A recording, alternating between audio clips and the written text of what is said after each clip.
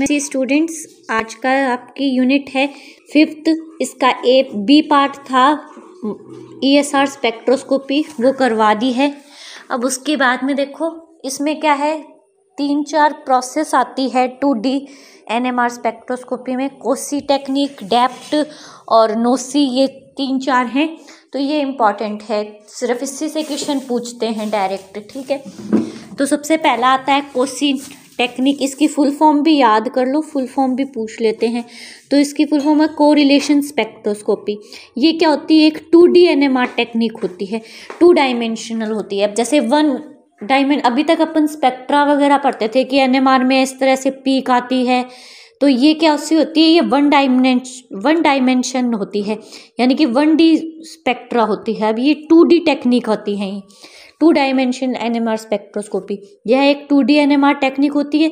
ये क्या शो करती है, स्पिन कपलिंग को आइडेंटिफाई कर सकते हैं। इसके थ्रू हम लोग क्या कर सकते हैं, स्पिन कपलिंग। स्पिन कपलिंग क्या होती है, जैसे कि CH3 है और साथ में क्या जुड़ा हुआ है, मान लो CH और यहाँ एक H जुड़ा हुआ है, ये CH2 कर दो और इसको H कर दो। अब ये क्या करते हैं, ये दोनों पास पास है ना हाइड्रोजन, तो ये क्या करेंगे, आपस में कपल शो करेंगे, यानी कपलिंग करेंगे। और उससे क्या होगा, अगर ये एक स्पेक्ट्रम देता है, ठीक है ना, ये एक स्पेक्ट्रम में एक पीक देता है और ये दूसरी वाली पीक देता है, ठीक है ना, तो ये दोनों एक दूसरे के क्या करेंगे, इफेक्ट को, इंटेंसिटी को बढ़ाएंगे।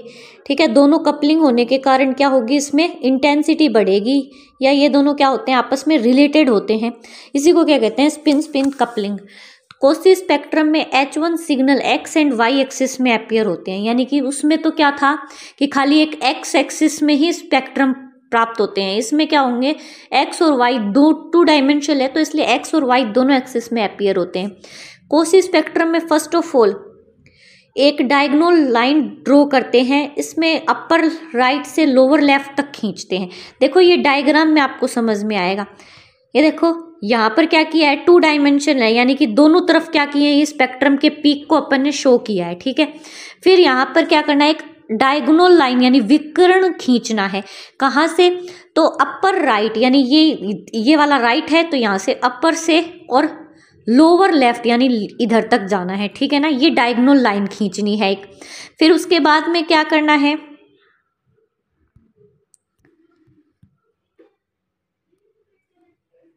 फिर क्या है, ये डायगोनल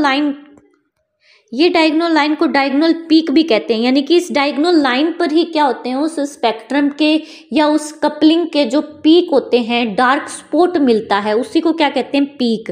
तो ये डायगोनल लाइन पर ही मिलते हैं, इसलिए इसे डायगोनल पीक भी कहते हैं। नंबर ऑफ डायगोनल पीक से ये इंफॉर्मेशन देते हैं कि मॉलिक्यूल में कितने total number of equivalent proton present है। यानी कि क्या है कि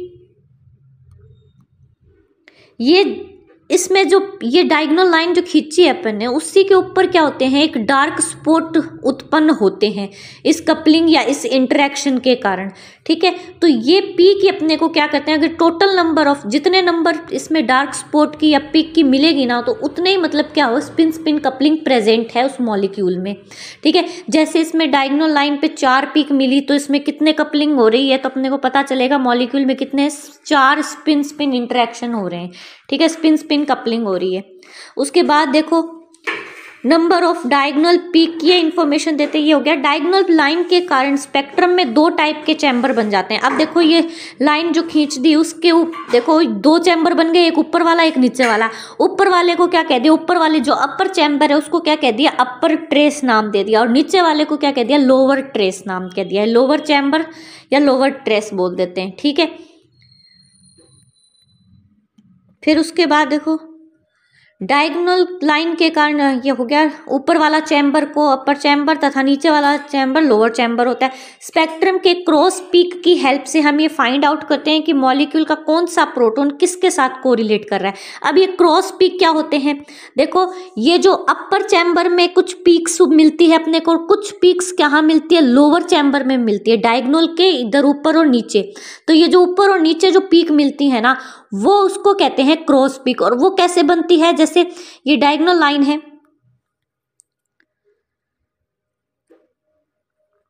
ये डायगोनल लाइन है, इसके ऊपर देखो ये वाली पीक मिली हुई है H2 और H3 की, तो इसके ऊपर साइड में लाइन खींचेंगे और एक ऐसे क्रॉस करती हुई एक लाइन खींचेंगे, ठीक है ना।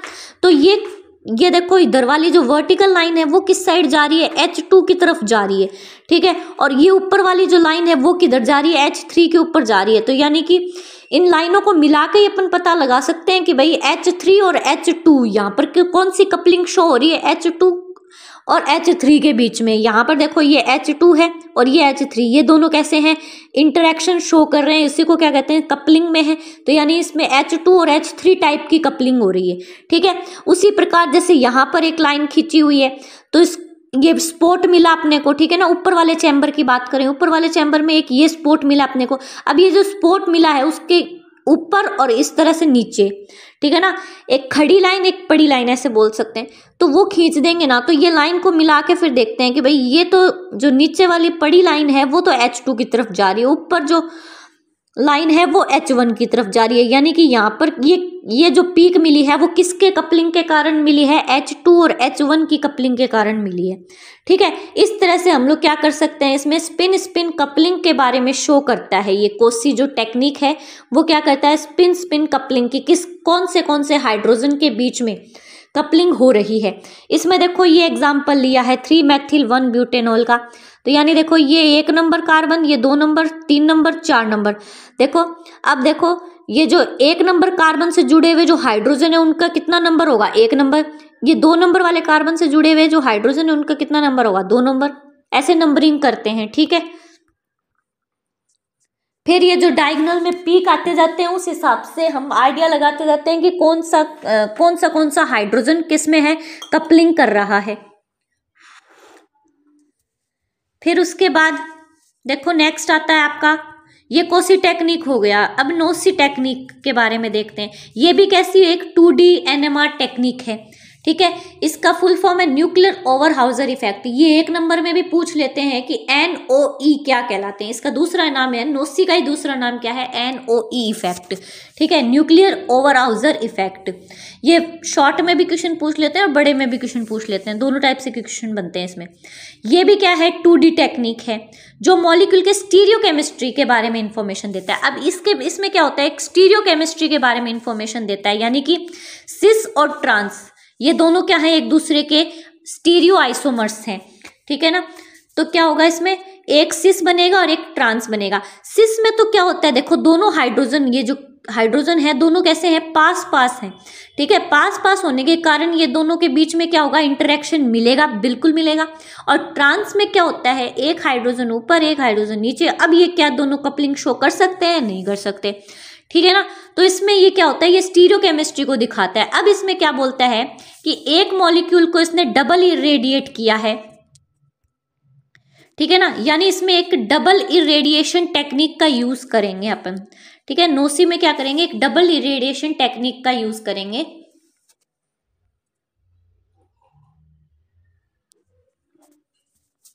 तो इसमें क्या होता है कि मानो एक प्रोटॉन को तो हमने क्या कर दिया, जैसे ये 2 प्रोटॉन है, दोनों क्या है, ये इंटरेक्शन शो करेंगे, कपलिंग शो करेंगे, ठीक है। तो इसमें क्या होगा, हम लोग एक हाइड्रोजन को ज्यादा इरेडिएट करेंगे तो उससे क्या होगा कि ये जो अपनी जो पीक दे रहा था, सिग्नल में जो पीक दे रहा था, ये हाइड्रोजन ये पीक दे रहा था और एक हाइड्रोजन ये वाला और ये पीक दे रहा था मानो, ठीक है। अब इसमें क्या करेंगे, ये अगर दोनों कैसे हैं, दोनों इंटरेक्शन में है, यानी दोनों कपलिंग शो कर रहे हैं, तो क्या होगा, हम लोग डबल इरेडिएट करेंगे ना, तो इसकी वाली जो पीक थी, ठीक है, वो तो गायब हो जाएगी, लेकिन ये इफेक्ट डाल देगी किस पर, ये पास वाली जो कपलिंग कर रहा था उस हाइड्रोजन वाली पीक पर ये इफेक्ट डाल देगी। तो क्या होगा, इसकी इंटेंसिटी क्या हो जाएगी, इंक्रीज हो जाएगी, ठीक है। आगे बात समझ में, इरेडिएट करने से क्या होता है, इंटेंसिटी हम लोग को ब्राइट मिलती है फिर, ठीक है। उसके बाद क्या है, तब यदि एक प्रोटॉन को डबल इरेडिएशन किया जाता है तो ये प्रोटॉन सेकंड प्रोटॉन की इंटेंसिटी को बढ़ा देता है जो इसके क्लोज होती है उसकी, ठीक है। कोरिलेटेड प्रोटॉन की डिस्टेंस 5 से 6 एंगस्ट्रॉम की होनी चाहिए। अब ये क्या बोलता है कि जो कपलिंग शो करेंगे ना हाइड्रोजन, उनके बीच मैक्सिमम डिस्टेंस कितनी होनी चाहिए, 5 या 6 एंगस्ट्रॉम होनी चाहिए। उससे ज्यादा अगर होगी तो उनमें कपलिंग शो नहीं हो पाएगी, ठीक है। और यदि ये डिस्टेंस बढ़ जाती है तो सिग्नल की इंटेंसिटी भी डिक्रीज हो जाएगी। तो क्या होगा, अगर ये दोनों ट्रांस में होंगे, अगर जो कपलिंग करने वाले जो हैं वो ट्रांस पोजीशन में होंगे, तो पहली बात तो इसमें कपलिंग ही नहीं हो पाएगी। तो कपलिंग नहीं हो पाएगी तो अपन डबल इरेडिएट करेंगे। तो जैसे मानो एक हाइड्रोजन यहाँ है और एक हाइड्रोजन इसके विपरीत डायरेक्शन में है, ट्रांस में है, तो क्या होगा, अगर हम इसको डबल इरेडिएट करेंगे तो क्या होगा, इसकी जो पीक मिल रही थी अपने को वो भी नहीं मिलेगी, और जो इसकी जो पीक मिल रही थी उसकी भी इंटेंसिटी नहीं बढ़ पाएगी, ठीक है ना, क्योंकि कपलिंग शो नहीं हो पाएगी, इसलिए इंटेंसिटी भी नहीं बढ़ेगी। तो सिग्नल की इंटेंसिटी क्या हो जाती है, डिक्रीज हो जाती है। ये इफेक्ट स्पेस में ऑब्जर्व होता है। It can be explain by cis and trans isomer of beta methyl styrene. ये एग्जाम्पल लिया है, बीटा मेथिल स्टाइरिन का एक सिस का बना है, एक ट्रांस का बना है। तो अपने को पता चलेगा कि भाई पीक से कि भाई सिस के बीच में इंटरेक्शन हो रहा है, सिस के बीच में नहीं हो पा रहा, ठीक है। ये देख लेना डायग्राम में,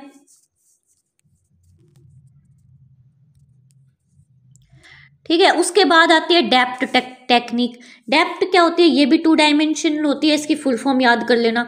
इसमें एक स्पेशल डिस्टेंस की रेडिएशन का यूज करते हैं को, ये रेडियो वेव कुछ स्पेशल एंगल क्रिएट करते हैं। जैसे इसमें कोई सैंपल लिया है, ठीक है, जिसका अपने को एनालिसिस करना है, जिसका वो करना है, ठीक है ना, कपलिंग शो करवानी, तो उसको हम लोग रेडिएशन देंगे। तो क्या होगा, ये जो रेडिएशन इसमें देंगे ना, तो वो रेडिएशन क्या करेगी, इससे बाहर निकलेगी या इरेडिएट होगी ना, मतलब जब बाहर निकलेगी तो क्या करेगी, एक एंगल बनाएगी, उस एंगल का स्पेक्ट्रम मिलता है अपने को, ठीक है ना। उस एंगल की वजह से क्या होता है, स्पेक्ट्रम शो होता है। प्रोटॉन की संख्या कैलकुलेट कर सकते हैं इससे, ठीक है। अब ये डेप्थ टेक्निक अगर मान लो 45 डिग्री का बन रहा है, अगर रेडिएशन में एंगल क्या बन रहा है 45 डिग्री का, तो इस प्रकार के स्पेक्ट्रम मिलते हैं। इसमें क्या होता है कि सभी कार्बन से जितने भी प्रोटॉन जुड़े हुए हैं, यानी सभी कार्बन जितने भी मॉलिक्यूल प्रेजेंट है उसमें, वो सभी क्या करेंगे, एक स्पेसिफिक स्पेक्ट्रा देंगे, ठीक है, स्पेसिफिक स्पेक्ट्रा देंगे। 90 डिग्री में क्या होगा, एक ही पीक मिलती है, यानी कि जो CH है केवल CH3 ग्रुप जो होता है वो ही पीक देता है, ठीक है। 135 डिग्री में क्या होता है, इसमें आधे तो ऊपर देंगे पीक और आधे नीचे देंगे, ठीक है। ये डेप्थ हो गया। अब कपलिंग कांस्टेंट के बारे में देखते हैं। तो कपलिंग कांस्टेंट क्या होता है, देखो ये कोई स्पेक्ट्रम है, ठीक है, इसमें क्या मिल रही है आपको, 2 पीक मिल रही है, ये 2, तो इन दोनों के बीच की जो डिस्टेंस होती है उसी को क्या कहते हैं, कपलिंग कांस्टेंट। इसे J से शो करते हैं,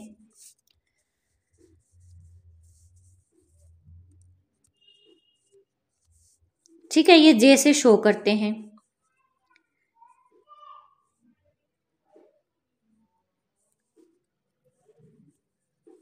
अब देखो इसमें, ये देखो 2 एग्जाम्पल लेके बता रखा है। ये देखो मान लो ये A प्रकार का है और ये B प्रकार का है, दोनों में कैसे है, हाइड्रोजन की संख्या अलग अलग है, एक में 2 है, एक में 1 है, ठीक है ना।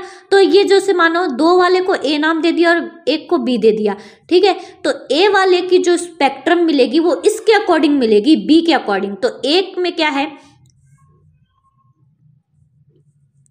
A में क्या है, देखो ए का अपने को निकालना है कि ए वाला को ऐसा पीक देगा, तो अपने को क्या करना है, बी का देखना है, बी की पोजीशन देखनी है। बी में कितने हाइड्रोजन, एक हाइड्रोजन जुड़े हुए हैं, तो +1 कर दो तो क्या बनेगा, डबलेट वाला स्पेक्ट्रम बनेगा, ठीक है। अगर बी का निकालें तो बी को साइड रखो, बी के पास में कौन है, ए वाला, तो ए का देखेंगे, ए में कितने हाइड्रोजन जुड़े हुए हैं, 2 हाइड्रोजन, तो यानी 2 + 1 यानी ट्रिपलेट मिलता है अपने को, ठीक है। और इसी प्रकार ऐसे देखो, इसमें देखो तो ए में क्या है, देखो CH3 3 जुड़े हुए हैं, तो 3 ये पास वाले देखेंगे, ए का अगर निकालना है तो पास वाले का देखेंगे, यानी बी का देखेंगे, तो बी में 1 हाइड्रोजन, तो यानी कि 1 + 1 2 डबलेट बनता है, ठीक है। इस तरह से सिग्नल ज्ञात करते हैं अपन। उसके बाद ये कपलिंग कांस्टेंट ये कई टाइप के होते हैं, वो दिखा रखा है कि जर्मिनल कपलिंग, यानी इसको सिस में अगर 2 हाइड्रोजन प्रेजेंट हो तो ये क्या करेंगे, शो करेंगे कपलिंग, तो उसको कहते हैं जर्मिनल कपलिंग। विसिनल कपलिंग, यानी कि एक कार्बन, ये देखो जर्मिनल में तो जैम डाई हैलाइड और विसिनल डाई हैलाइड, ये 12th में पढ़े थे ना, उसी टाइप में, यानी एक ही कार्बन से दोनों हाइड्रोजन जुड़े हुए हैं, उन दोनों के बीच में अगर कपलिंग हो रही है तो उसे कहेंगे जेमिनल। विसिनल में क्या होगा, एक ही कार्बन पास वाले कार्बन से हाइड्रोजन जुड़े हुए, वो उनके बीच में जो कपलिंग कांस्टेंट होगी वो विसिनल। और वाइनिल में क्या हो गया, जैसे ये 2 डबल बॉन्ड है, वाइनिल ग्रुप कौन सा होता है, CH डबल बॉन्ड CH2। तो ये जो होते हैं डबल बॉन्ड के पास वाले जो कार्बन होते हैं उनके जो बीच में हाइड्रोजन जुड़े हुए हैं, तो उनके बीच में विसिनल जैम एलाइड, विसिनल और जैम में क्या हो रहा था, यानी एक ही कार्बन से दोनों हाइड्रोजन जुड़े हुए थे, ठीक है। फिर विसिनल सिस कपलिंग, यानी कि ये देखो ये दोनों हाइड्रोजन क्या है, दो अलग अलग कार्बन के साथ में जुड़े हुए हैं, पास पास है, तो इनमें बीच में कपलिंग हो रही है। विसिनल ट्रांस कपलिंग, यानी कि एक हाइड्रोजन इधर एक हाइड्रोजन इधर, फिर भी इसमें थोड़ी बहुत कपलिंग होती है, ठीक है। फिर आता है लास्ट टॉपिक आपका केमिकल शिफ्ट। केमिकल शिफ्ट क्या होता है, जब एटम के न्यूक्लियस को मैग्नेटिक फील्ड में रखते हैं तो न्यूक्लियस के चारों ओर जो इलेक्ट्रॉन है वो सेकेंडरी मैग्नेटिक फील्ड जनरेट करते हैं। ये न्यूक्लियस है, इसके बाहर से अपन ने क्या दिया, मैग्नेटिक फील्ड लगाया, ठीक है। तो ये न्यूक्लियस के जो चारों ओर जो इलेक्ट्रॉन है वो भी कैसे करेंगे, एक मैग्नेटिक इफेक्ट शो करेंगे, ठीक है ना, एक मैग्नेटिक फील्ड जनरेट करेंगे। उस मैग्नेटिक फील्ड को क्या कहते हैं, इंड्यूस्ड यानी प्रेरित मैग्नेटिक फील्ड कहते हैं। बाहर से अपन ने मैग्नेटिक फील्ड लगाया तो इलेक्ट्रॉन भी क्या करेंगे, अपना मैग्नेटिक फील्ड जनरेट करेंगे, उसको इंड्यूस मैग्नेटिक फील्ड कहते हैं। यदि ये induced magnetic field applied magnetic field की अपोजिट डायरेक्शन में हो तो शील्डिंग वाली प्रोसेस होती है। अगर देखो अप्लाइड मैग्नेटिक फील्ड इधर लगाया है और जो मैग्नेटिक फील्ड इंड्यूस्ड वाला मैग्नेटिक फील्ड है जो इलेक्ट्रॉन द्वारा लगाया है वो अगर अपोजिट डायरेक्शन में नीचे की तरफ है तो ये तो होगा शील्डिंग। और ये देखो अगर अप्लाइड मैग्नेटिक फील्ड वाली डायरेक्शन में ही होगा तो सेम डायरेक्शन में होगा तो डी शील्डिंग इफेक्ट होता है, ठीक है। इसमें क्या करते हैं, हम एक टो पैमाना और डेल्टा पैमाना यूज लेते हैं, ठीक है। ज्यादातर कॉमनली यूज किसका होता है, डेल्टा पैमाने का होता है। इसमें क्या होता है, रेफरेंस के रूप में TMS होता है। रेफरेंस TMS क्यों लेते हैं, क्योंकि इसकी जो पीक आती है वो 0 आती है, तो जिसका कोई इफेक्ट नहीं पड़ता, ठीक है। इस रेफरेंस 0 से लेकर 10 तक हाईएस्ट इसका पॉइंट होता है 10 तक। अगर इसकी जो कोई भी अपन मॉलिक्यूल जो सैंपल है जिसका अपने को केमिकल शिफ्ट ज्ञात करना है, तो अगर वो किसके बराबर आ रहा है, 10 से इधर 0 की तरफ बढ़ता जा रहा है, जैसे कि एक पीक अपने को मिली 8 पर, एक पीक अपने को मिली 4 पर, 2 तरह की पीक मिल रही है किसी मॉलिक्यूल में, तो एक मिल रही है 8 पे और एक मिल रही है 4 पे, यानी इसकी वैल्यू घट रही है, तो ये 0 की तरफ जा रही है, तो यानी शील्डिंग इफेक्ट होगा उसके अंदर, उस मॉलिक्यूल के अंदर। और अगर 0 से दूर हटती हुई आ रही है, जैसे कि एक पीक आपको मिली 5 पे, एक मिली 7 पे, तो ये इधर जा रही है, तो इसका इफेक्ट कौन सा होगा, डी शील्डिंग इफेक्ट होगा, ठीक है। ये फॉर्मूला है केमिकल शिफ्ट ज्ञात करने का, ठीक है। इस तरह से ये यूनिट कंप्लीट हो गई आपकी 5th वाली।